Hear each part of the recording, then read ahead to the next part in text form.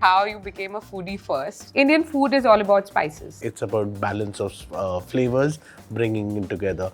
There is a base spice, there is different spice which gives you different notes. Restaurants use real wasabi in sushi, not horseradish. So Indian Chinese is, I think one of the most interesting Chinese cuisine. Commerce was made for India and it completely changed the way Indians shop.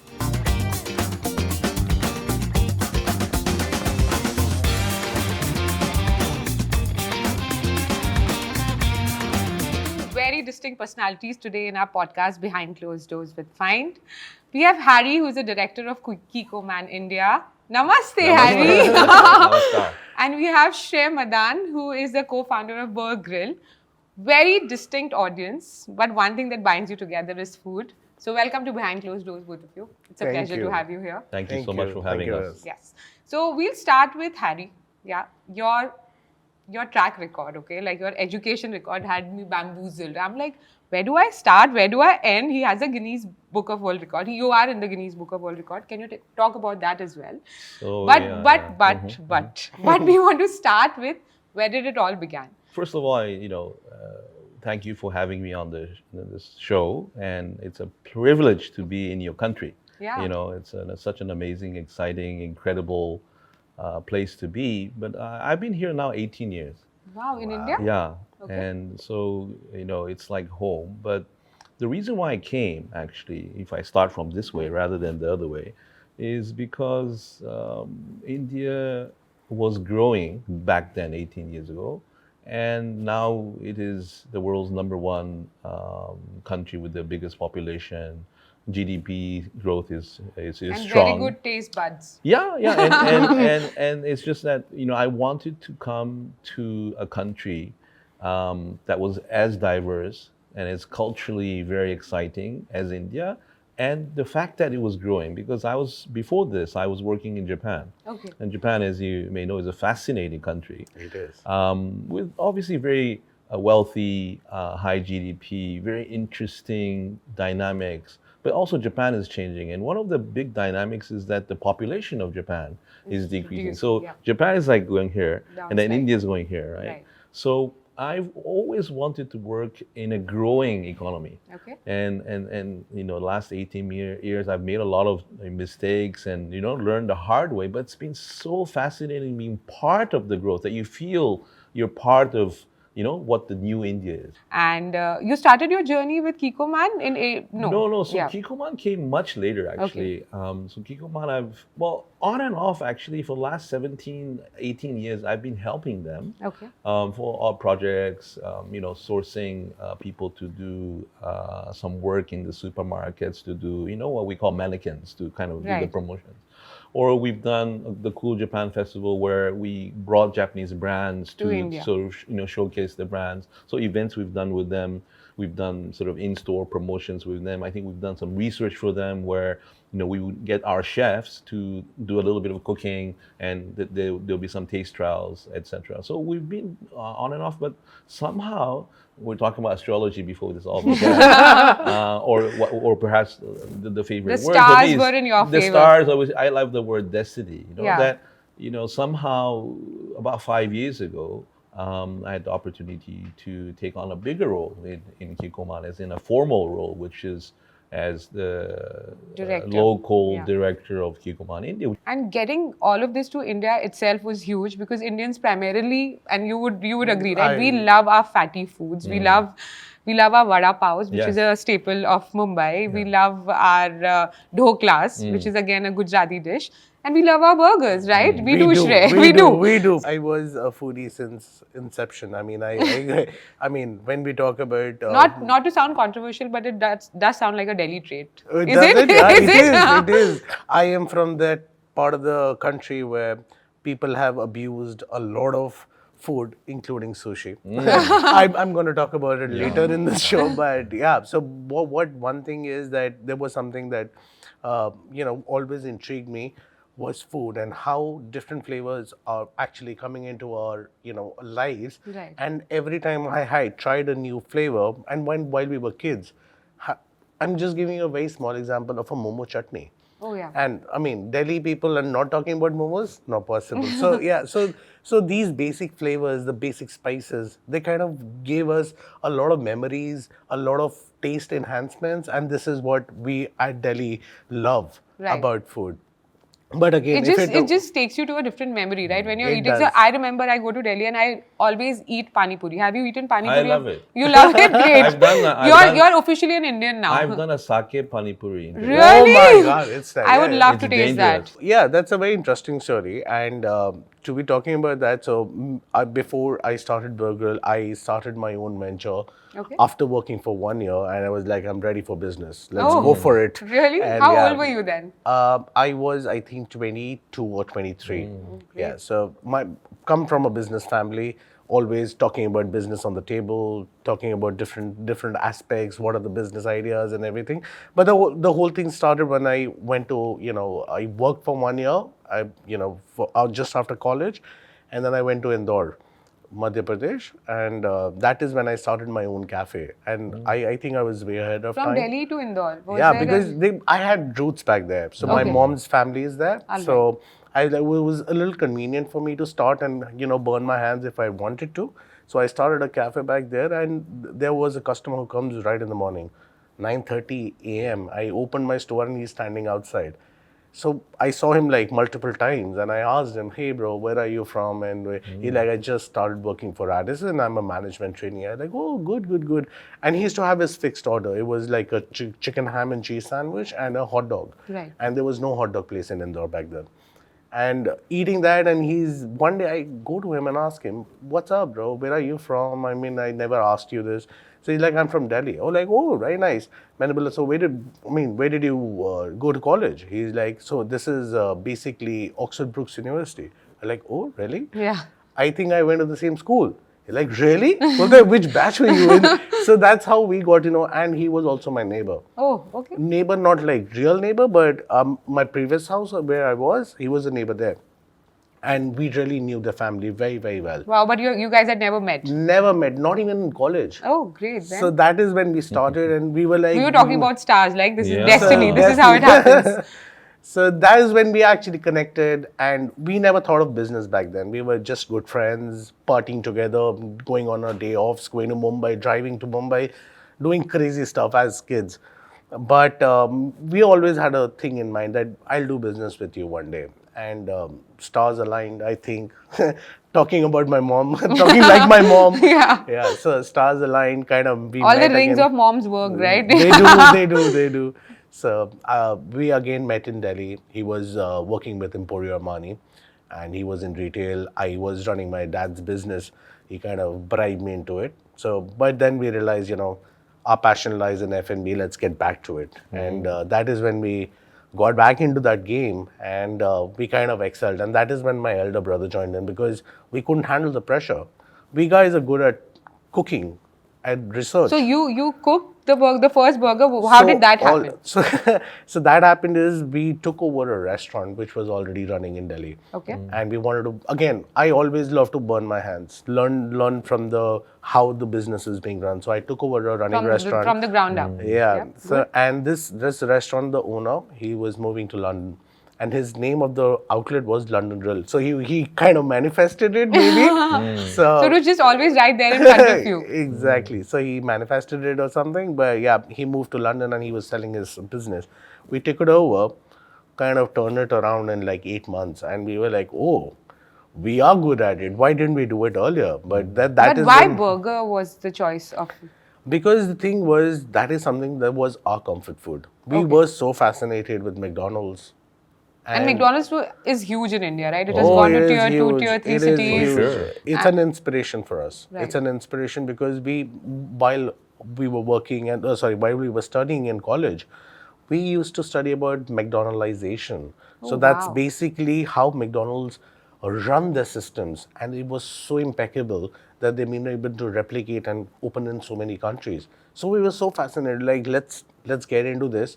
let's get some We Indian. already have the playbook. Let's just take the playbook and get into it. Exactly. Great. And we wanted to bring in Indian flavors because we knew that no matter what, they do have an aloo tikki. But again, they're not doing it the right way. I mean, that's what we thought. And With we're taste gonna- buds as yeah, yours, I'm sure you knew that better. we knew right? that, and when we started with that, that is where we kind of started researching about flavors. We started researching about what people would like, and that was a test kitchen for us, which was our first outlet. And that is when we started franchising our business because we were bootstrapped. We didn't have a lot of capital back then, so we brought in more people. And as soon as we opened our restaurants, people went mad. I mean, we had ROIs coming in 7 months, Wow. 6 months. People investing, getting their money back in 7 months. Wow. So payback period was so less that we were flooded with people asking for franchise, and we weren't ready. And with my elder brother also coming in board, handling the business for us while we were just preparing everything and doing the research for our brand, we kind of knew that now this is the direction that we want to take. We would like to take it to a level. And again, then Burgrill yeah, happened. Burgrill happened. Wow. So talking about flavors, right? And I'll just continue because I know that when Kikkoman was launched in India in 2021, you had your flavors of Japan. And then you started working with a lot of chefs, and correct me wherever I'm wrong, and you launched an Indianized version of your soya sauce, right? Is that correct? Well, What was the story behind it? Yeah. So actually, no. So our base soy sauce, which is a classic Kikkoman soy sauce, which later I will give you as a gift. And Thank you. You can also take it and you can use it in your kitchen. But the classic Kikkoman soy sauce is a very simple ingredient. Right. So you have salt, pepper, and we say we have Kikkoman soy sauce. Right. Okay. Like it used to be only salt and pepper. If you look historically, Right. India, gave the world Right. pepper. Salt, obviously, pepper, and then now Kikkoman soy sauce, but naturally brewed soy sauce. Right. So this is what it gives the umami flavor, Okay. which gives it the enhancing effect of making. My mouth is watering for Yeah, some yeah, reason yeah, right yeah. now, hearing Yeah, about all of it this. gives you the enhancing flavor. So the base sauce, which is a classic soy sauce that you find in over 100 countries, is Kikkoman soy sauce. Right. So that's number one. Recently, we have started 2 products. One is oyster flavored sauce, okay, which is completely vegetarian. Oh, and okay. also, Kikkoman soy sauce is completely vegetarian. Yeah. Right? Very important to know. Very, very important. Yeah. And then the third product we launched is the Kikkoman dark soy sauce. Okay. Now, Kikkoman soy sauce is produced in Japan. Kikkoman oyster flavored sauce is produced in Thailand. And Kikkoman dark soy sauce is now produced in India Oh, wow. because it was made for the Indian market. Right.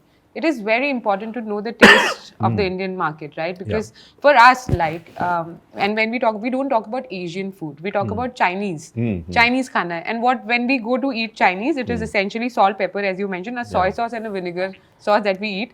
And we love our Chinese food very spicy. Right. Like when you actually go and eat Asian food in restaurants, it's actually very bland. Right. So it doesn't suit most of the Indian taste buds, right? Was that the reason you guys launched? Well, you see, so one is this thing, I think taste is, one is global. Right. And one is local, right? Right. So then one is sort of adjusting to a local palate as well. But everything evolves, right? Right. Palate evolves, people travel, people interact, people Right. have conversations, people have different foods. So, And with the advent of social media, it is like recipes are everywhere right now. And in this interaction between the global to India, India to global, like for example, Indian Chinese is I think one of the most interesting Chinese cuisines. Well, because there's Japanese I agree. Chinese, Right. American Chinese, Right. there may French Chinese or whatever the case may be, but in terms of the soy sauce, what it does, Kikkoman soy sauce, people think it's for Japanese food. So this is the one big myth, right? So Right. it It is is. actually,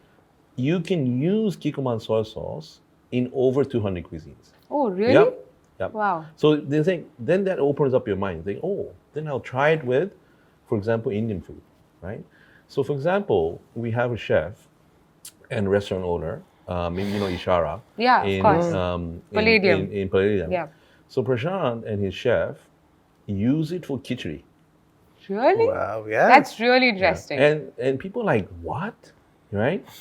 But you try it, and they put it on the menu, and it's absolutely much more tastier It's than giving me having a ideas. normal khichdi. Right. And it's like, it's not for me to say, if a restaurant owner and a chef wants to give it to their customers, there must be something in the story, right? Absolutely. It is. So that's one extreme where you can use it in Indian food. But the majority of our business using dark soy sauce by Kikkoman, Kikkoman soy sauce and Kikkoman oyster flavor sauce, it's for a Chinese business, Right. as well as a Pan-Asian business, which is Right. a big part of a growing part of the business in India. Right. And as you know, Chinese food started in Kolkata. It Right. did. It Yeah. started Yep. in Kangra, right? And then from Yeah. there, it's expanding. I think there must be not only thousands, there'll be tens of Thousands. thousands Yes, absolutely. of restaurants all across. I think there's like 4,000 cities and towns and villages in India. Right. In every corner, whether from fine dine to sort of, the masses to the kind of standalone to the small street corners, you'll find Indian Chinese food. Right, And then absolutely. increasingly so Pan-Asian food. And using Kikkoman soy sauce to add to that adds so much umami, flavor. And we've been very surprised. A lot of chains who said, no, Harry-san, we don't want to use the soy sauce, that's for Japanese food. Then they realize they use it. The proof is in the pudding always, Right. Always. So we've been so grateful because we're so delighted to see that change is already happening in India. Right. 3 years ago, 4 years ago, we didn't think, So- this would be the case. Absolutely. Like we talk about caviar also, right? Like for Indians, we were like, what? Fish eggs? egg? We are not going to eat that. But I see so many parties, and it's just not in tier 1 metro cities, right? We see it in Tier tier 2, two, tier tier three. 3, It's right? Because aspiration. if you have money, you have aspiration, absolutely, right? You want to sort of go and spend that money, and then it is also about knowing about a brand, right? So when you started, Harry, and the same question will come to you as well. You started with the Horeca business, Yes. right? You went to hotels, restaurants. Yes. You did a lot of chef tasting and Yeah. everything. What was the idea behind this? Say, if anybody wants to launch a brand in India, what is the 3 top things that you think that you should do, and something that you shouldn't absolutely not because you failed, you tried and you failed? Yeah, this is a very good question.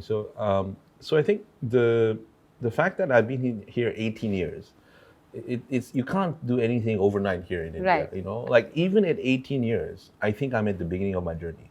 And I'm learning so much. Like Every day is the I'm beginning, learning yeah. something from you. I'm learning from something you. So what is very important is that you realize that you have to get people to try things. Right.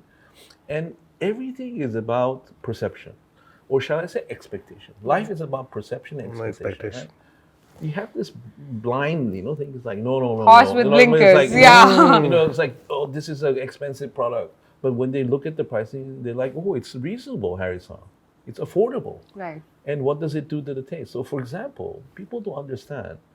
Try cooking Indian, Chinese, or Pan-Asian food without soy sauce. Can't, right? No, you can't. So I let's can't even say- imagine eating without it. Yeah, so actually, let's say there's 7 ingredients to put in let's say a chicken Manchurian dish. Okay, 7 ingredients, of which 1 must be soy sauce. So why are you trying to save on a key ingredient, right? I mean, the thing is, if you don't have soy sauce and a good quality, naturally brewed, and our sauce is naturally brewed, it's not like this chemically induced stuff. Naturally brewed soy sauce, Why won't you have? yeah, and if you it's also calculate, because of it's the like- education, right? Because Yeah. you're not educated enough to use that. The I agree. perception as well as the expectation. They're like, oh, it's only like a few percentage points of food costs. Right. They think, bing, that the light things, and they think, okay, what have I been saying no to? But it takes time, right, for people Right. to taste it, to do the taste trials. So the first thing that you would say, if I have to summarize this, would be that tasting, education of your product is I think extremely important. awareness. Yes, awareness. Awareness. Yeah. And I think trial is very important. But also, it's very important to be persistent because a lot of people, it has taken 2 years for some of our customers to change. Really? But but after 2 years, there's no looking back because people, customers ultimately notice the change. Right.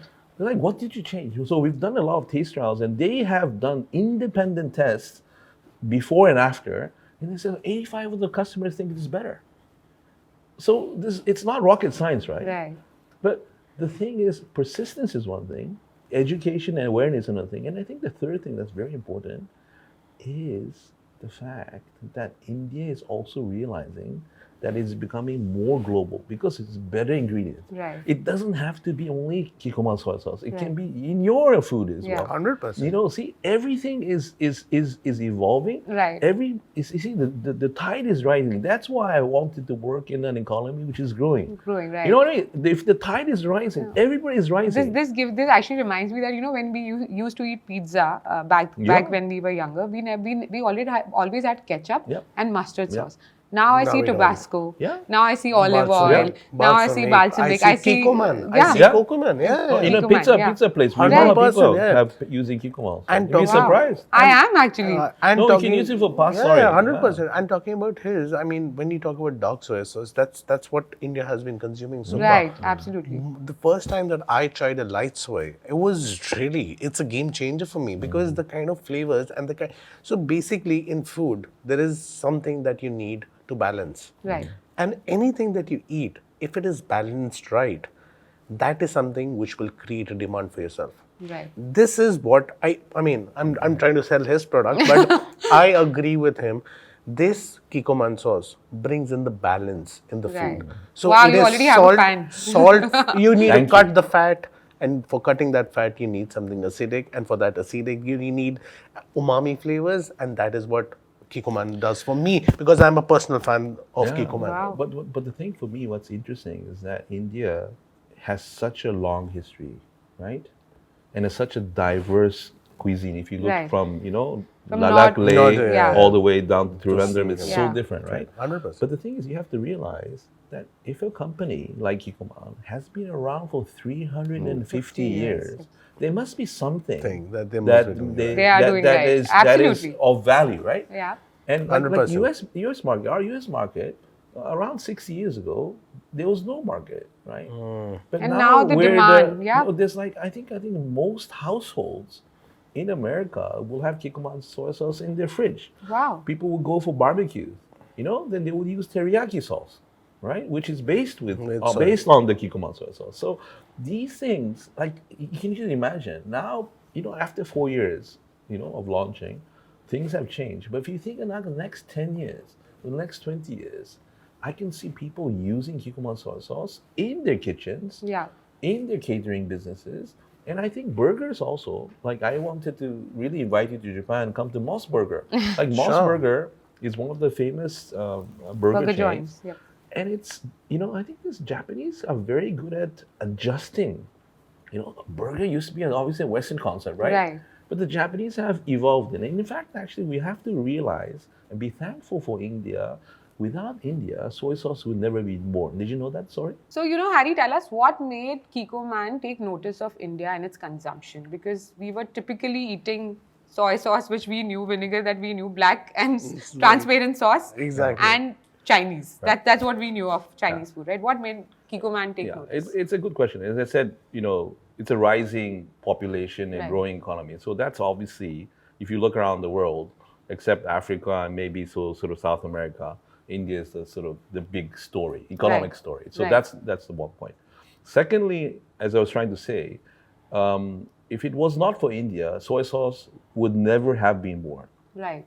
which is actually a fascinating thing. So if you think about it, it is here in India that Buddhism was born, Right. right?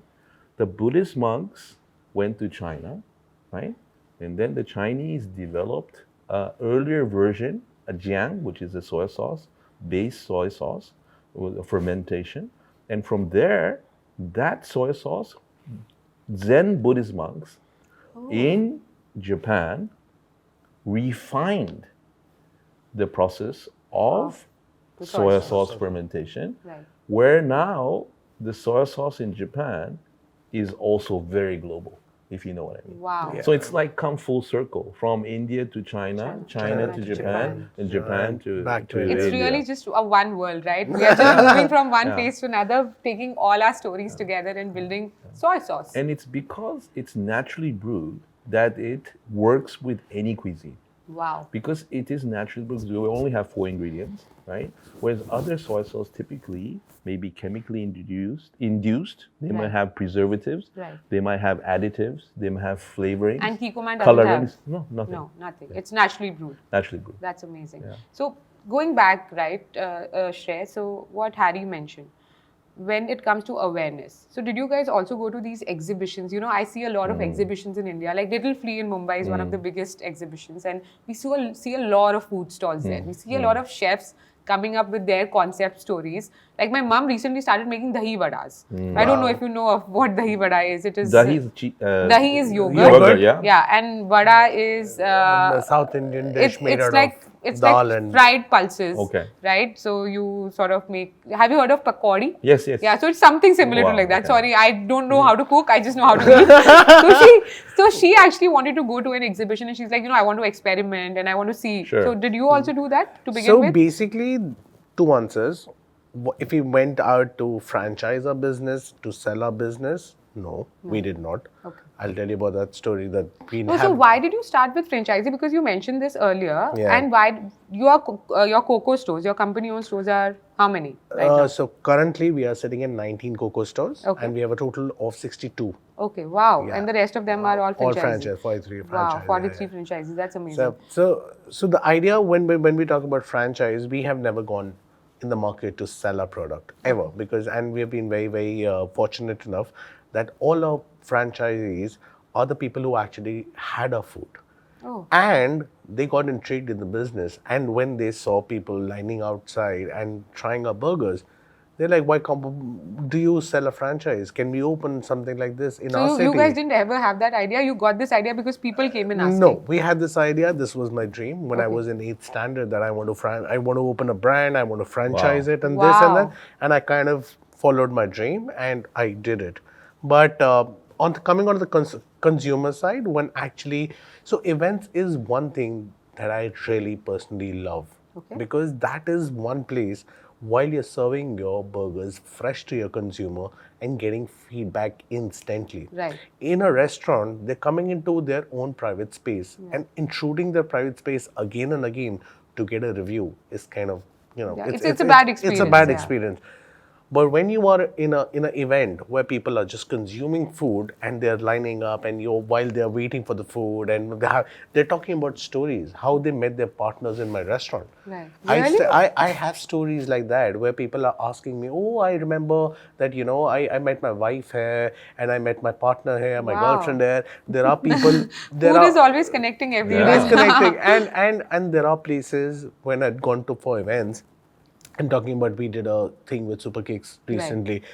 There were so many people who came and had like a slider, and they were like, oh my God, why haven't I tried Burgrill till And now? is this only in Delhi or? Oh, no, we are based, we're across the country. Oh, you are? Amazing. We are across the country, basically in the north. Okay. So we have Uttarakhand, Haryana, Punjab, Delhi, NCR, Rajasthan. And what was the reason for choosing only North? Because burger. No, it's not about choosing north. It's about being in your home ground. Okay. Playing it really, really well, doing a trial, making clusters. Actually, we wanted to form clusters Right. and then expand, because that's very, very important for businesses like us, because getting our supply chain right is the backbone of our business. Right, absolutely. So, building in clusters, opening multiple outlets in a single city, and then moving forward. That's how we have been. But have you also closed stores? Because there are. Oh yeah, for sure. I mean, before COVID, we were sitting in 34 stores. Right.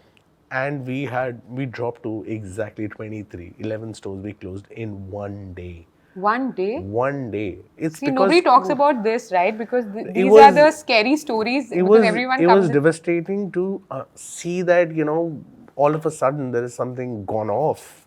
Stores are closing. And you put a lot of effort building those, and there is a lot of money at stake. And not talking about my money, I'm talking about people who have invested in my brand. It's my responsibility to make sure, if they've invested in my brand, we need to make sure that these guys earn their money back. And they were losing their money left, right, center. Wow. COVID happened and they were scared. They're like, I don't know if this will ever go up again or not. And these were actually stores which were in a span of 2 to 3 months they had opened, and then COVID hit. And they had to pay the salaries out of their pocket. And they're like, oh my God, what is the kind of loss I'm going to make? And they were huge rentals. So we had opened one store just opposite Park Hotel in Kolkata. And we were like, he was paying 3.5 lakh rupees back then. And he got scared. And he's like, listen, I don't know what I need to do. Yeah, because you don't know what the you don't future know is going what to the be. future is going to Yeah. be. But yeah, again, we recouped that. And then we moved ahead, and we do close stores, but we kind of shift them to a different location to get more business. Get more business, right? So that is important, right? When you know when to shut down, because sometimes people just think about faith and they're like, I'm going to make it work, but hey, it's not going to work out. It's incredibly challenging. I mean, when people are sitting as founders or directors, what people seem to assume is like it's an easy job. You have to go do PR. You have to speak about it. What people are not. And there was a CEO of a very big beauty chain in India who came in the previous podcast. He told me, Ragini, every morning I have to wake up and see 120 different metrics. I have to understand my salon business, how many footfalls have come. People think, hey, I go to a salon and get a blow dry. It actually doesn't happen like this. My day actually starts very, very scared. I'm scared because I don't know what the numbers are going to be. Does that scare you also, Harry? I think I don't really feel scared or fear at all. I mean, yeah, you never know what will happen, but somehow, because I've maybe a bit older than you, is that I have rolled with the punches, Right. and I've been through a lot. And the great thing is that going through a lot means having worked in different countries. I've worked in Thailand, I've worked in, Australia, in Korea, in the UK, in Canada, in Japan, Singapore, and then now in India. But so then I've been in many businesses, right? So you learn, and You go with the flow. You go with the flow. You Right. have to. You roll with the punches. Yeah. So every morning you wake up and you're like, today is going to be the best day. Whatever happens, you come home. You can only control today, right? It's Yeah. like the past is gone. Tomorrow's just like an expectation of the future. Like today, Right. And that's why for me, like yoga is very important. Like, I'll ask you a question. Like, what is the most important thing for you in your life now? My daughter. Okay, good. For me, it was waking up to a negative review. That was my scariest part. But I think what I've learned through what he was also telling is, we have taken all the punches. Right. When we started early, we used to get scared of very small things. And what were the initial hiccups, Harry, for you? Because you launched in 2021, just in the middle of... But that's for Kikkoman, right? Yeah. 2021 is Kikkoman. But before that, I was, been in As an this in entrepreneur, 2010. yeah. As an entrepreneur, obviously, I've been on and off as an entrepreneur. Failed, went back to business, worked with Richard Branson, James Dyson, all of that.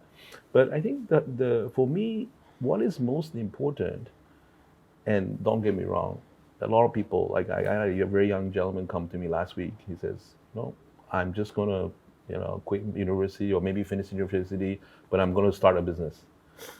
I said, okay, so what are you going to do? I want to be the bridge between India and Japan. I said, well, it's a very long bridge. You have to break, And, so it was, and I was having a just simple conversation, an hour and a half. And then he realized that actually, no, because I see entrepreneurship, actually, I don't really recommend unless you want to go through all of the challenges, the hoops and everything. It's not easy. So one is that I don't recommend it so much, because it's the path, what's it called, least taken, Right. But it looks really nice. It looks very looks sharp. sexy. It Yeah. looks very, but it's actually not like that. It's a lot of messy things that are going on in the background: logistics, procurement, sales, marketing, market changing, competition. You name it, right? But my recommendation is really think about whether you want to be an entrepreneur. If you really, really want to do it, I think you need to have the right training and the right mindset. The right, you need to be very, very strong here. Unless you have the right mindset, how is it possible to continue when it's very, very tough? And it's been very tough for me as well in many, many occasions. I'm sure for every entrepreneur, and not limiting yourself.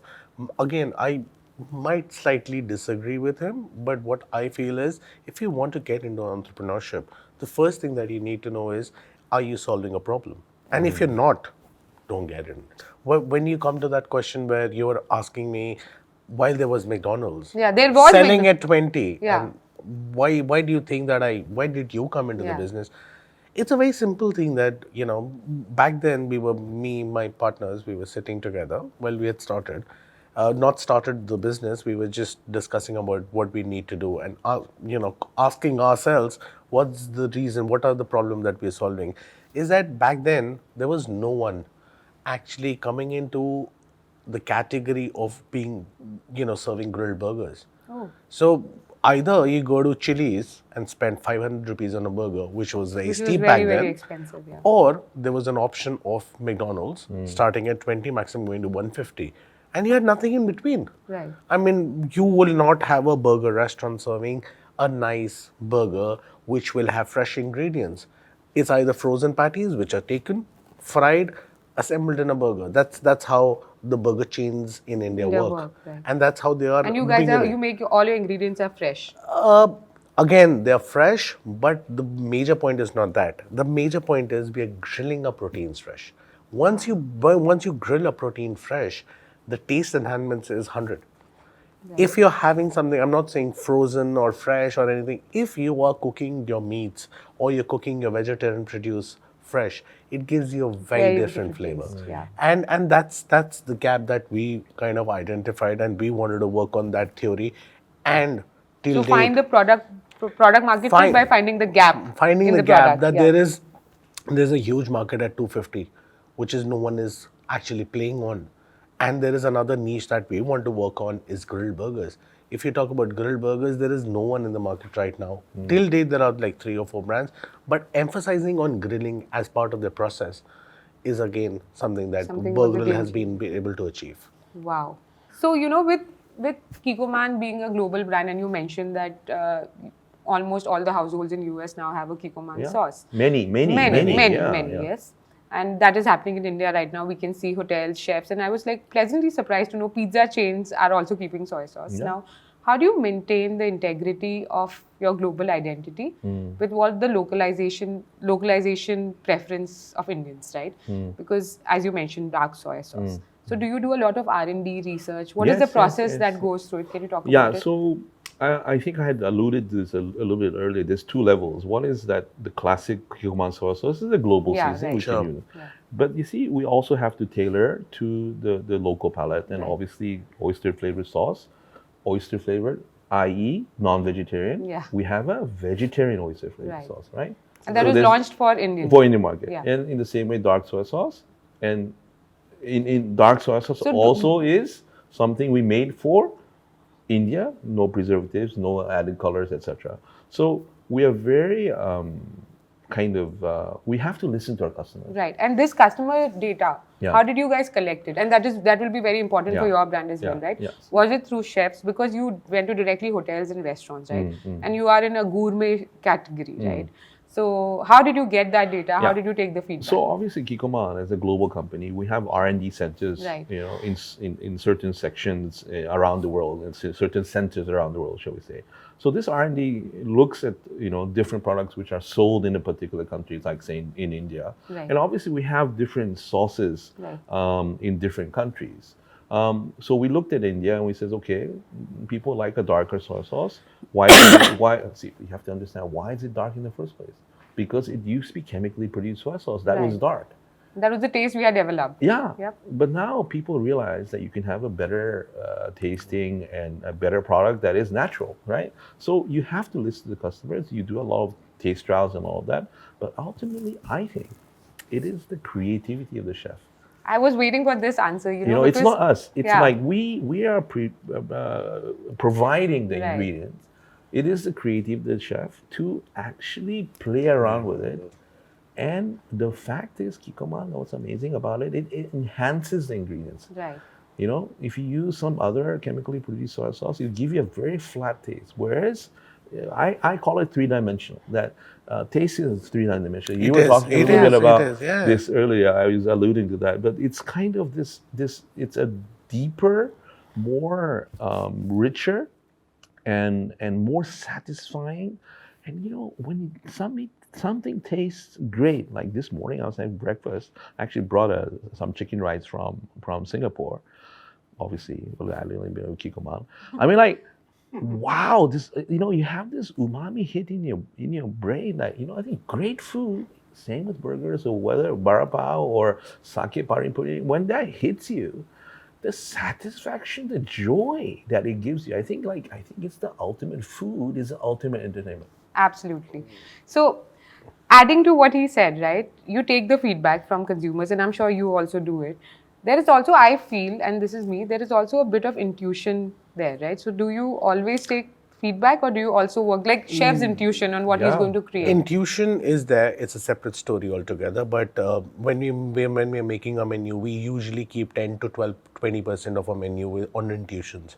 Okay. That can never change because that is what chefs really love. Right. And they want to project themselves in front of the customers. That's 10, 20%.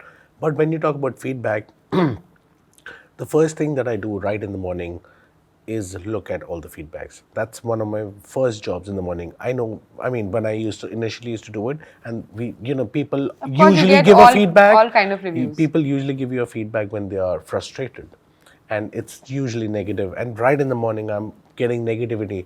So my point is, I take that as an opportunity because that is where I felt we really need to know where we're going wrong. Unless we don't know, we will not be able to correct it. So I have taken that as an opportunity. I take it very positively, but I do go through all the negative reviews.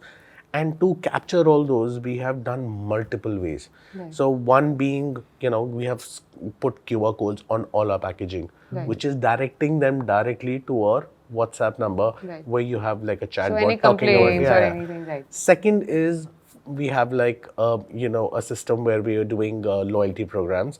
For every time they purchase anything, there is a loyalty message being shot to them with their bill and with their invoice as well as a feedback form. And we're giving them more loyalty points in case they fill the feedback form. Wow. So you have integrated tech with food, which is basically, amazing. basically it's that because we are very, very, very customer focused, and we really want to know what's going on. Right. Because if you don't know, especially in the franchise business, if you don't know what's going in your business, you're already gone. So we were talking about food tech startups, and I feel very excited to talk to you about quick commerce. That has become like a standard delivery option in India right now, because again, we talk about Gen Z also, how they are losing their shit and they just want to order everything quickly, right? So Harry, we'll start with you, and with the brand that you have built, tell us which are the marketplaces you mentioned that you are on Amazon, but you are also on Blinkit.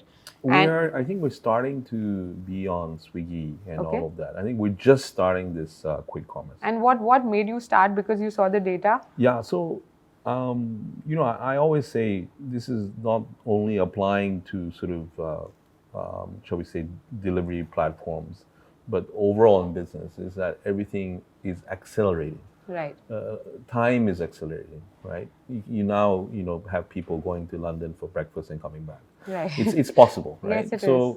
And I think the expectation of the consumer is getting, fortunately or not, unfortunately, we remember the times where we didn't have an iPhone. Right. That yes, we had of a course. phone, we had a phone that was a landline, right? Yes. So we forget about all that. So, before Zomato and Swiggy, I don't know how we survived. Like we do takeaway, or we kind of pick up stuff or something, right? So I think when everything accelerating, everything's evolving, I think we always, as a brand, need to be where the consumers are going to be. Right. But having said that, Amazon still doesn't do quick delivery as opposed to what a Swiggy or a Blinkit does, right? They are getting into it, but they have not done it. Yeah. Was that one of the reasons? No. So as I was saying, 10 minutes, I'm like, is it even possible? But, they're doing it. We're doing it, right? Yes. Like millions of deliveries are being done, every day or something like that. So right. What I'm saying is that is evolution, right? And I think we have to also evolve and as brands, right? As brands, you need to be where the consumers are, especially in the F&B category. I feel the consumers are only on these apps and they want. Yeah. But that can be a very controversial thing for you, right? Because Shreh, you tell me, considering all these giants take a huge amount of chunk of your revenue as commission, because they're also getting you the customers, of course, and they're doing your delivery. What is your take on say, if anybody is launching their brand right now in India, apart from awareness and all the things that we spoke about, that you go to chefs, you display your products, you talk to consumers, but you also need to be where the consumers are, where millions of consumers are, and which is on Zomato, on Swiggy. What is your take on that? I think every industry goes through a disruption. I think, you talk about the hotel industry. Earlier, when we started, while I was in school, college, the only way of getting into hotels was maybe get into their website, which was a very slow process, or call the hotel or call a travel agent. That was the only three ways of reaching a hotel. Right. Make my trip came in, ease my trip. Disrupted. So many other Yeah. brands came in. I will never, book a hotel through a travel agent anymore. It's more convenient. Right. So this is a disruption which happened in the F&B too. Right. So basically, when these guys came in, they came in with a very sweet thing. So it's like, you guys are just focus on the food.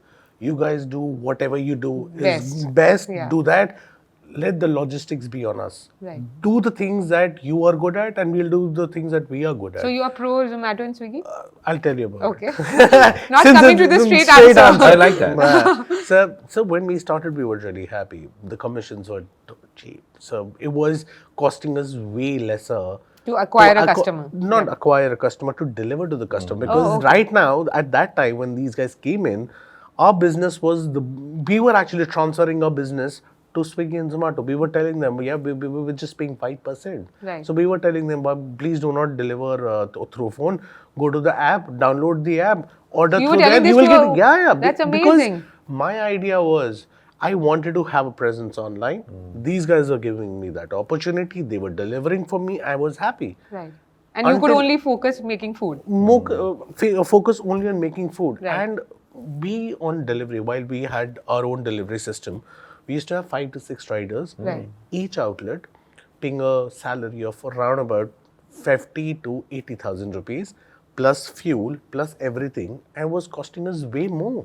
And Swiggy and Zomato kind of Swiggy- came and disrupted it. And they disrupted it. And this 5%, sorry, I just want to ask, this 5% was inclusive of your delivery? Yeah. Oh, that's So cheap. that's that. And when this happened, this was basically what happened, that we were really, really happy that there is a problem which has been resolved. And we are delivering. And also another thing, while we were into the business, we used to deliver not more than 50 orders a day. It was not logistically When you were possible. doing it deliveries on my own. Yeah. Because if a delivery boy is going, he's going directly to that house, coming back. Yeah, But that's- we could do only like 3 deliveries a hour, and during the peak period. And when Zomato Swiggy came, since we were not managing the logistics, we were just preparing the order with a QR code there. These guys will scan and they'll take it away, and it's not my problem if the customer denies the delivery, Right. or if there is any problem, he does not give you cash. It's not my problem. They were paying me 100%. So Wow. that was something that really got us into the aggregator business. But I thought it was a trap. So It was a trap? Yeah, we used to get data for all our customers. Wow. Back then, we used to get every customer that is ordering. So your customer acquisition costs significantly decreased, your logistics costs decreased, and this was like a And- win-win for all the restaurants. And now, But the story continues. but the story continues. Now, 10 years, 12 years into the business, we do not get data. Our commissions are so high. We have to pay for commissions. We have to pay taxes. We have to pay for getting marketing done on those platforms to be on the top. So that there is so much supply, and demand is, again, it's not increasing at the same way that supply is increasing. Right. And you have to be on the top. And if you have to be on the top, you have to pay them more. So, but are you still there on these platforms? We cannot. There You is cannot- no restaurant who can survive without being on these platforms. I mean, there could be legendary brands who could have that option of saying, no, we do not deliver. I know a lot of restaurants. I went to one yesterday. He said, we do not deliver. You want to call in, take a reservation, call us. No problem. We don't have a problem. But we will not deliver on Zomato Swiggy. So I see that change coming in. We see that aggression coming in from the restaurateurs, because, again, Bistro coming into the picture. Delivery in 10 minutes. For what? They get our consumer data. They go ahead and tell us. They have the data. They exactly know which area needs what Kind of cuisine. people, right. It's They similar know to dark what stores, is the right? kind of price they are ready to pay for it. Right. They have that data.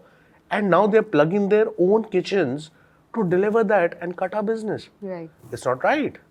It is not right. And then the comeback these guys have is like, you can only say that to Blinkit or Bistro. You cannot say that to Zepto, because Zepto has their own cafe too. And Zepto also has the data. So it's like, No, Zepto does not have the data of the restaurant. That's my point. If you have my data, you exactly know in Borivali, this pocket has a paying capacity of 300 rupees, and there are female, consumers, consumers, and they eat between 6 to 8 p.m. and you will show your product, why will you show my product? Yeah, of course. I mean, that's business, right? Yeah, but this is not right. Because I built that market, now you are just showing convenience and delivering in 10 minutes. And the product that you're delivering is not even, it's basically regeneration. That's a really And interesting I'm thing. not going into the controversial part of regeneration. I don't think that's a bad thing. I'm not saying that. But my point is, if you're taking my data and not giving that data to me, my personal people who are consumed right now, my biggest problem is I do not know who my customers are. Right. And If when they I- walk in, you sort of know everything about them. Exactly. So my point as someone from the F&B industry is, it is time that you start asking questions. You start asking questions to the government, asking questions to these aggregators. Where is my data? I need my data so that I know whom am I actually delivering to. And you can actually expand your business, right? Exactly. And coming to that, you sell on Amazon. I'm sure you're facing the same issue, right? Are you? Well, you see, we don't directly sell on Amazon. Our Okay. distributor, Sells on Amazon. exclusive distributor, sells on Amazon. Okay. So obviously, we know the trends. We know who's buying. We get a lot of data, but we don't get obviously the end user data, which is fine for the moment, right? In the future, we might build our own website and we Yeah. might sell directly to consumers. But as he was saying, and also for us, we want to concentrate on what we're good at, which is we're a manufacturer, number Right. one, right? Okay, we have sales So guys. you stay true to what you are. You are a manufacturer. Yeah, I think so. Yeah. That would mean, and obviously that there is no incentive for us to create a site on our own because the challenge of that is like going back to when you were having 5 motorbikes. Yeah. Like, do we want to do that? No, because it's already there, right?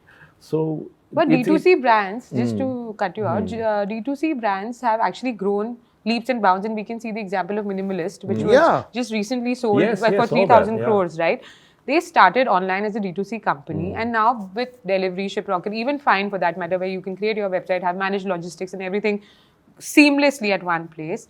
What could go wrong for Kikkoman? No, I think that's a different business, right? Right. Because the seasoning, our ingredients is obviously very different from fast fashion apparel, Right. if you know what I mean. So for certain Categories. of Yeah. products or even services, that business model may work. But for us, I think we're okay with what we have right now. We see a huge acceleration of adoption of Amazon. Again, as I told you, it's a heritage brand. It's been there for 300 350, years. 50 years, yeah. So again, I But do we're a not startup deny. here. We're a I am startup Yeah, sure. in India you I am are, of sure. course. I am Startup, sure. yeah. But So sorry, but there is a question I want to ask in between that, right? Supply and demand, right? Shrey mentioned supply and demand. There are miles of brands, millions of brands that are coming to India, right? Going viral. Like I'll just say Dolly Chai Wala. I don't know if you've heard of him, right?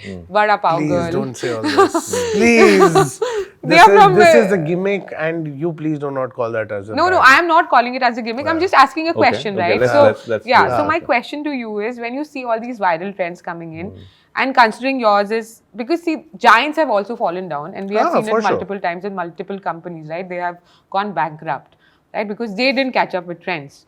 That was unfortunately, social media is part of your marketing budget, of your Sure. marketing spends, right? How do you maintain the integrity of your brand then? Okay. So, for first and foremost, I have been asked by our team in Tokyo to create a 100-year brand in India. Oh wow! So my goal is to not, obviously, I am held against my monthly sales target, like quarterly targets, annual targets. Obviously, this is capitalism. Yes, this of is, course. Yeah, It is. 100%. It but, is. but the real thing is that we know India is going to grow. We know what we're good at, which is producing, trusted products, which actually are products that people want to use in their homes or, what is it called, restaurants or hotels, whatever the case may be. Our goal is to really do the basics right and create a business for 100 years. Right. So that means simply you have to create the foundations of a business. As I said, we're a startup. We've only been around 4 years, right? So in 4 years, we've been able to achieve A, B, C, D. but it's a much longer journey. We have only 3 products. In Japan, we have, I think, 2,000 products. Oh, wow. Right? So obviously it's a history. Like I think we have of that 2,000 products, 600 are soy sauce variants, right? So there's a lot of things that, that's a history, right? Can't immediately bring 100 products out, we have to, and then like, so it's like slow and steady. I think one of the things that we like to say is make haste slowly. Right. Japanese. I love your working the culture. fundamentals of how Japanese businesses yeah. work. You look at Toyota, you look at Honda. So they have not built brands just for the next morning or But maybe look at next Tata's. month. Tata's doing very well, yeah, no? yes, of No, course. but what I feel that Japanese brands are very calm in their approach. Yeah. They have fundamentals like Ikigai. There are so Ikigai. many Ikigai, yeah. Ikigai, and they have a very slow moment, and they want to seep into your roots very nicely, and maybe grow that And they into accept a tree. your roots, instead of trying to change, as like what Exactly. Kikkoman did Yeah, brilliantly, no, right? You didn't try to I change the flavors of an biggest fans. Indian consumer. What you I did mean, was it's just starting. I think what I love to say it's like a mariage. It's like Yeah. of culture. It's a confluence of Cultures, yeah. It's a confluence of people. It's a confluence of conversations. It's a confluence of you coming back from say Paris and coming back and say, okay, can I combine this Parisian ingredient with some Indian ingredient? So this is just exciting. If you just invoke this thought in yourself, is that there's millions of combinations Right. of yummy food that Right. that is possible. I think one of the biggest takeaways from this conversation would be build slowly, but build lasting. Like what Zomato did yesterday was build for eternal. yeah. Right? Yeah. So that's a great move for them. I mean, coming under the eternal umbrella. Yeah. But I think and that is that's what I the- think Japanese also do, right? They want to build a brand which is long lasting and staying there, not just for viral trends. I think, I mean, obviously in Japan we have other businesses which are not in food, maybe in tech, which may come and go. But I think we have these brands called shinise, which means a brand which has been in existence more than 100 years. Oh. And I think Japan globally has the most number of brands. companies who have survived over 100 years. And I think it's after that, it's in Germany and something like that. But I think it is telling. And the thing is, it's all about survival. You can be a flash in the pan. Right. You can just come and we're talking about this viral person, whatever. I mean, it's great, but see, you don't want to be like been there, done that. You want to make sure that you're there. You want to have a lasting memory. You're part of the economy. See, our Part of roots are growth. here now. Right. We're building a rock solid foundation and growing with chefs, restaurateurs, end consumers who are like, okay, I'll try Kikkoman for the first time. We have so many people who are now repeat buying. Right. Which, this is the beauty of also, because the thing is the infrastructure allows, and Amazon's very good at this, right? Yeah, you buy once and they'll 100%, tell you, like, have you bought or whatever the case may be. Previously bought, yeah. So that is, see, the tech bit as well as the fact that, we want our best products to go to the best people. Everybody who wants to enjoy a more delicious experience would use Kikkoman, Right. which is like so beautiful, and it's like tech, culture, history, All merged together. traditions, Coming all together. coming together. Yeah. So, do you also fear competition? 100%. There is, I mean, nobody can say that we do not fear competition. But what I'm just adding to what he said. I mean, when you talk about building brands for 100 years, and doing anybody coming into this industry, F&B is something like which kind of catches your eye. It is very, very sexy to own a restaurant. I mean, I have so many friends I go to, ask them, they all have one answer. By the end of it, I want to open a bar. By the end of it, I want to open up a restaurant. But they do not know what is the goes cost? goes behind running a restaurant. Because it seems nice, it seems sexy, but is it? It's not. It's not. You And- get complaints. You No, get. no, it's not about complaints. It is about persistence. It is about making it slowly, living it for the day, making sure that you are doing all the things right. There are so many departments, giving attention to all those departments, making sure that you are excelling in few departments. innovating. Right. If you do not innovate, again, you will die down eventually. So these are few things that I take as if somebody is watching this podcast and they want to get into the F&B industry, I'll say, please do get into it. There is no problem. But be ready for another 5 to 6 years. 5 to 6 years? Yeah, to survive to a level that people start demanding your product. Wow. I would Take say time. 15. We'll come to you for we're this. getting faster. We're getting faster there. No, because but yeah. with the way Indian consumers are being reached to because of the tech, which I feel that quick commerce was made for India, and it completely changed the way Indians shop, right? It has become a standard delivery. Again, the advent of Zomato and Swiggy and so many other food delivery partners, even Thrive for that matter. Yeah. Sure. What they did was they launched, Yeah. you can have your own restaurant, you can have your own pickup, you can have your own menu, you can deliver it according to what you want. Indians are going like way faster compared to the rest of the world when it comes to consuming things, right? So now if anybody is watching this and because we are short of time, you tell me what are the 3 things that you feel or anything that you feel, right, that this should be your takeaway from this podcast. And if you are building, if you are launching, you are a global brand launching in India, don't do these mistakes, but do this. Like, be pally with the government, of course. That's one. What's the rest? You don't have an option, do you? I think, obviously, I still think that our learnings are just still happening. There's a lot of things that we don't know. There's so much depth and breadth in India. The diversity, the food culture is there. But if I can say, probably in my opinion, one is persistence. I think it's very, very important. And secondly, I think ultimately it's about good products. Shall we say quality products? Quality products. Quality products which people can trust. I think that's very, very important.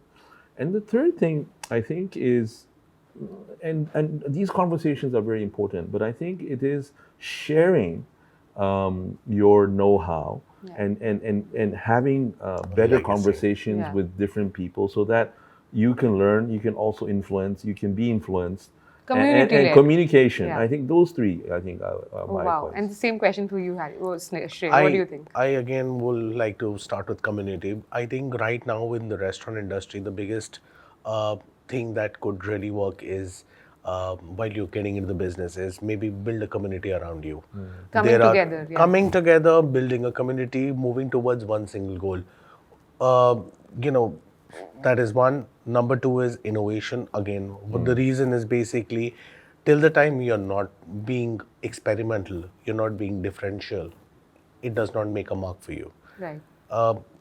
Giving an example, again with Asian flavors coming into burgers, it's now a category in itself.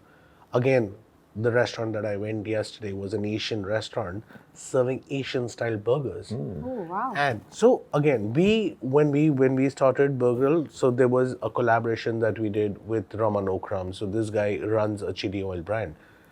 We were the first ones to actually infuse chili oil in a burger, in a mayo, inside a burger, making a hot honey glaze out of it, putting over a grilled patty and a fried patty, and serving that. It was a success and innovation. And by the way, I saw the same thing happening in Shake Shack 6 months after my launch. Again, so I feel I was way ahead of time, which is excellent. Because we need to be setting up trends for the global market. Absolutely. And India is in that position right now. Right. Whatever we do, people are following us. Right. Amazing. So that's second. And the third, very, very important for us is skill our workforce. Very important for us because right now we have a huge population, we have an advantage. Average median age is 19. Right. In Japan is, I think, 45? 40 something. We are fairly young. We are working with Gen Zs. Gen Zs think very differently than how we think. Right. Adapt to that and get them into our business so that they think alike and they do things. And don't exploit them. And they're not getting it. I'm telling you, they are way smarter than No, not Gen Z, the workforce. Don't exploit them. Right. 100%, but I think the workforce is to skill them. Right. To give them education, to give them how you run a restaurant, you help them, you train them so that they can move ahead in their lives and make more money.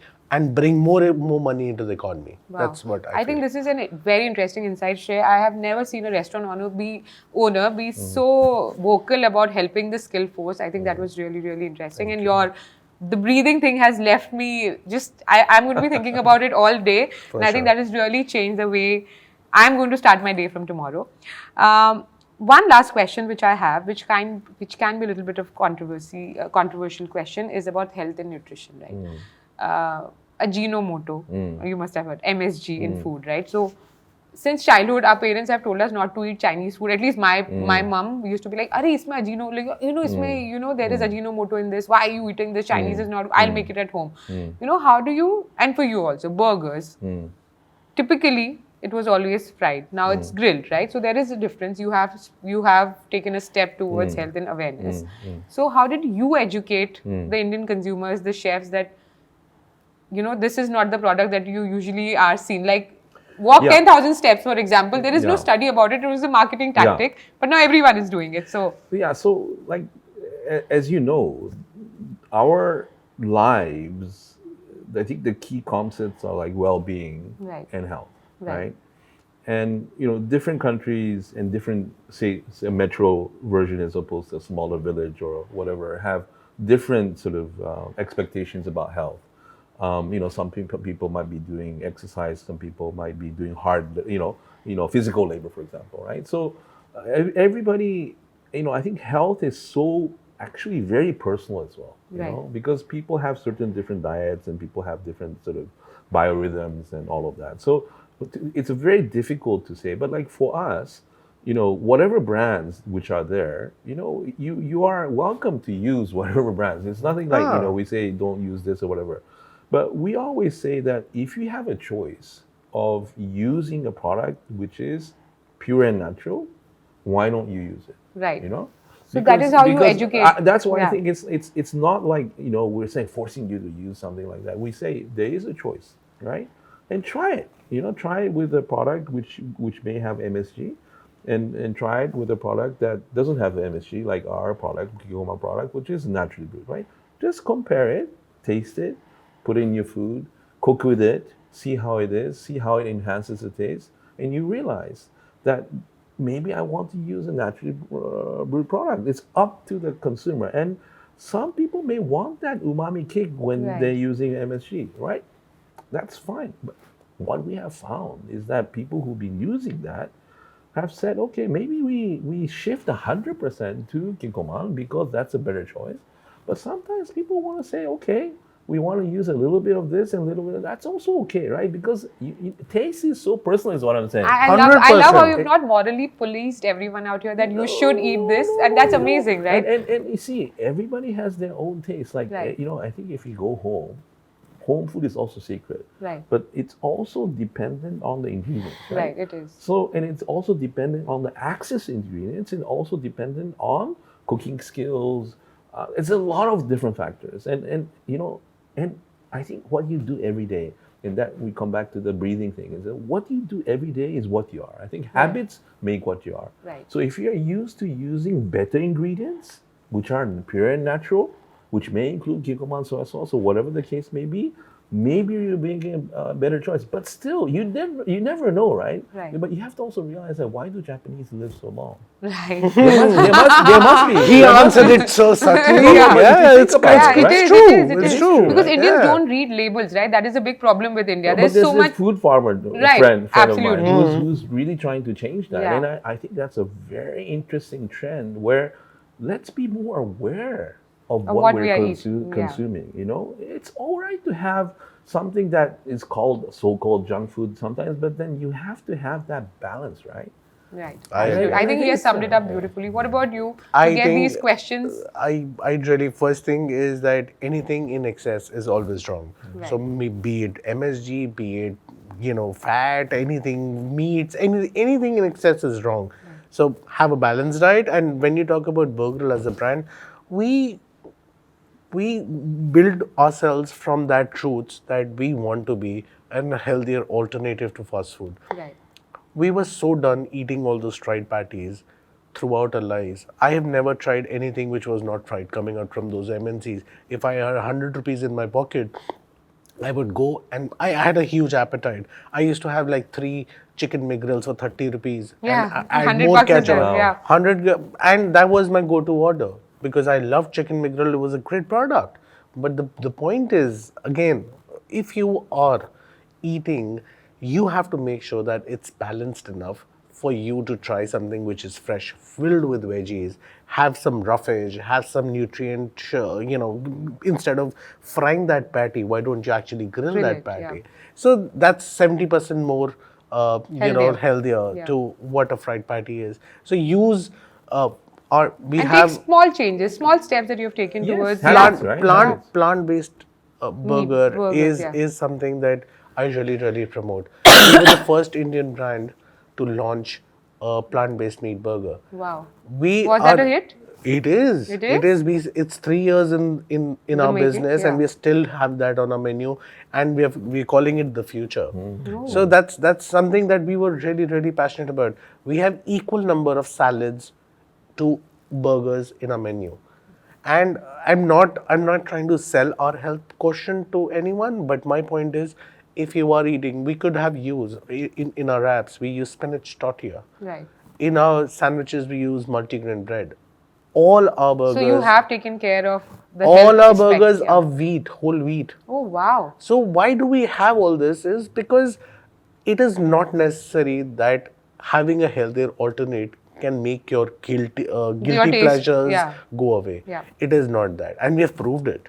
With 62 outlets, we have proved it. That Wow. it is not very necessary that if you are having just the fatty food, it's important, it is tasty. There are better products and there is better technology coming in. And we will have the best products in the market for anyone who is just not eating fast food. Okay, it's a guilty pleasure. We want to have it. As Are an you guys health going and- global anytime soon? No, No, you love India. No, it's not about. I need to first make sure my home ground is filled with at least 300 outlets. Wow. Domino's is sitting at 1,700. I'm talking about just 300.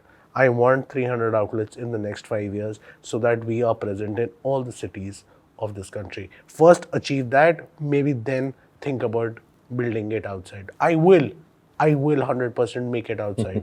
But I will Exclusive first. or behind closed doors? But I will first make sure that every city in this country has a burger. That's my aim right now. You know, that's amazing. I think the takeaway from both of you has been amazing, right? It is about actually building a product, but also taking care of health, which is very rare when it comes to food industry. Being very vocal about enjoy your taste buds. It can be good and bad, but focus more on the good than on bad. So amazing. Okay, so this one is also like Is Like it a a myth question. or a fact? fact. some people do. I mean, some people mix it, some people do a lot of that, but you see, this is also very much evolving, right? And it's very difficult to find fresh wasabi, period, in this Right. country. Right. I think it's nearly impossible to import. I think Even that the was like a big takeaway from me when I was researching about Yeah, sushi, yeah. and I'm like, what? I've been eating We are horseradish. just eating horseradish, and one of my friends had gone to Japan. He got me a tube filled of wasabi. I'm telling you, the flavors different. is totally different. Really? It's So it is totally a fact. different. Oh, Yeah. amazing. Well, you Okay. see, there is frozen types, which you may be using real wasabi, but the majority, this is not only in India, globally as well. Globally, yeah. Okay, great. Okay, second question. I'll start with you, right? Sure. Burgers should be eaten with ketchup. Myth or fact? It's your choice. But what would you say? I think I don't eat it because I don't like ketchup, so myth. Myth. What about you? So for me, ketchup is, I love ketchup. I Sacrosanct. love it. And I think like I shouldn't say this maybe, but that's the thing. It's in moderation. Right. You know, have it. Indian food is all about spices. That's a very good question. I think Myth or fact? fact. Yeah? And why do you think that? No, because without spices, see, I think about Indian food. It's about addition. I think Japanese food is about subtraction. Subtraction, yeah. Right. So if you like this, add that, mix that. I think that makes the sort of the Indian umami what it is. Right. So it's spices. I think for me it's integral. I What- think Indian is it's a myth. So it's It's not a myth? yeah, It's not right? it's not just Contrasting about answers. so it's not Yeah. just about spices, it's about balance of flavors bringing in together. There is a base spice, there is different spice which gives you different notes. I think 100% it's not about spice, it is about activating your palate on your tongue. So Whoa, okay. Interesting. Last question for both of you. Chefs are more important than the sauce. 100%. Yes, it's a fact. It is a fact? Yeah, 100%. And why do you say that? Because I feel that chefs are the ones who make that sauce, and they are the ones who are creating that sauce. So I think they are 100% more important. What do you think, Harry? No, obviously. Myth or fact? Fact. Okay. Fact that the chefs are. More important More than the important sauce. than Yeah, sauce, but sometimes chefs become too important. Like we should just keep that in check because I think it's always that I Spoken think, like a true capitalist. No, I think you have to be humble, right? And I've met a lot of chefs, especially at the top level. I feel there's a lot of this humbleness, which is good. But you see, I believe that ingredients are sometimes maybe more important than it's the marriage of both, right? The chef- 100%, 100%. If you have bad ingredients, and how can the chef be good, right? So it's you have to have the marriage. It has to be also a marriage of two good ingredients and a good chef. Wow. And I'd like to add on that. So maybe in a QSR, we don't really rely on chefs. We make our processes our chefs. That's the SOPs that we create. So when in a QSR, my answer should be that it's always the sauce. But I really feel that chefs should be acknowledged for the work they do 100%. and creating that sauce for them so that it's 100% consistent for each and every order. So Wow. that's what I feel. Thank you both of you so much you for so being much. here Thank you. behind Thank closed you. doors. Thank you. And I think we had a great time. Our viewers will get a lot of interesting insights on what to do when building a company and how the giants are either solving your issues or giving you more problems.